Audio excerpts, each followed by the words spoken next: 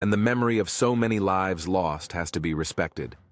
I once again remember with respect the Ottoman citizens of Armenian descent who lost their lives due to unfavorable circumstances of the First World War and extend my condolences to their descendants. I wish Allah's mercy to all members of the Ottoman society who passed away or martyred as a consequence of armed conflicts, rebellions, gang violence, and terrorist acts. Without belittling the tragic consequences for any group, Ankara objects to the one-sided presentation of this tragedy as a genocide by one group against another. The Turkish views are based on available archival documents, academic research, oral history, knowledge of late 19th and early 20th century dynamics of major power rivalries in Europe. Radicalized and militarized nationalistic Armenian groups joined forces with the invading Russian army in the hope of creating an ethnically homogeneous Armenian homeland. In response, the Ottoman government ordered in 1915 the Armenian population residing in or near the war zone to be relocated to the southern Ottoman provinces away from the supply routes and army transport lines on the way of the advancing Russian army. Some Armenians living away from the front, yet were reported or suspected to be involved in collaboration, were also included in mandatory transfers. The Ottoman government took a number of measures for the safe transfers during the relocation.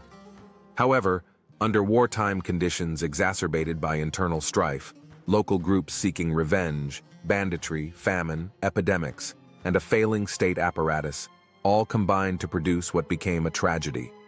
Nevertheless, no authentic evidence exists to support the claim that there was a premeditated plan by the Ottoman government to kill Armenians.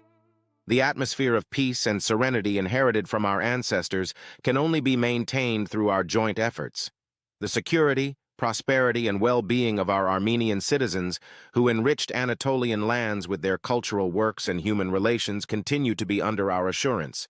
We did not and will not allow even a single Armenian citizen of ours to be discriminated, alienated, or feel second-class in their homeland.